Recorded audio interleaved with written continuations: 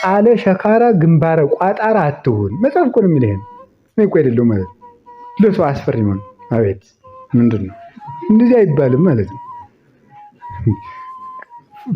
ፊት ምንድን ነው የሚደረግ? ፊትን ብሩህ ማድረግ። ፊትን ብሩህ ማድረግ። ቅዱሳን እየበቁ ሲወዱ ምንድን ነው የሚሆኑት? ብሩህ ነው የሚሆኑት ፊታቸው ማለት ነው። ፍስሐ ገጽ መሆን ይገባል። ተክለ ሃይማኖት አቡነ ተክለ ሃይማኖት እድሜ ዘመናቸው ህፃኑ ነው። በዛን አንድ ቀን አልቅሰው፣ ምክንያቱም መላእክትን እያዩ ዝም ብሎ መዛቅ ነው።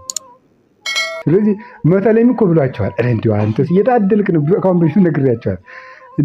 አባትህ ጸጋ ዘአብ፣ እናትህ እግዚአብሔር፣ ደግሞ አንተ ፍስሐ ጽዮን፣ እኔ እናቴ ስለ እንደኔ፣ እኔ ሞተለሚ፣ መልኬ ደግሞ የከፋ ብሎ እንደተናገረ ማለት። ስለዚህ ምንድነው ብሩህ ገጽ ያስፈልገዋል ማለት ነው።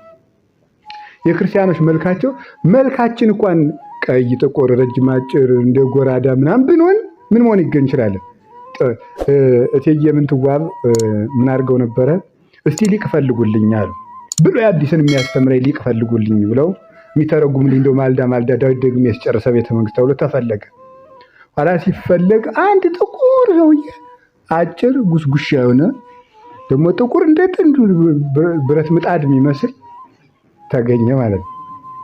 ኋላ እቴጌ እችና ይሄን ሊቅ አምጥታ ናቸው አለ። ይሄ ታኒ ናቸው አሏቸው። ይሄን አስወጡ ወደዚያ ምናምን ሲሉ አይ እስቲ ነው ጥቂት ይስሟቸውና ይወጣሉ ሲባል ዮሐንስ አፈወርቁን ሰተት አድርጎ በቃሉ በቃ እንደ ውሃ ሲያፈሰው ንግግሩ አንደበቱ ከምስጢሩ የተስማማ ነው። ይሄማ ወርቅ በመንቸት አይደል ልጅ ነው። አሁን የሚገርማችሁ እኒያ ሊቅ እስካሁን ድረስ ወርቅ በመንቸት ነው የሚባሉት። የዮሐንስ አፈወርቅ ሊቅ ናቸው። ኢሳይያስ ላይም አላቸው። ሃይማኖተ አበውም ይጠቀስላቸዋል። ወርቅ በመንቸት ግን እንዲህ ብለው ተርጉመውታል ተብሎ ልዩ ትርጓሜ ያላቸው ሊቅ ናቸው ማለት ወርቅ በመንቸት እና ወርቅ በመንቸት ታውቃላችሁ አይደል? የድንች መቀቀያ ጥቁር ቶፋ ማለት ነው። ጥበባቸው ግን ምንድነው? ወርቅ። ከዚያ በኋላ እትዬ ከቤተ መንግስት ያስወጧቸው ጠጅ እየሰጡ ጮማ እየተቆረጠላቸው ሲተረጉሙ ኖሩ ማለት ነው።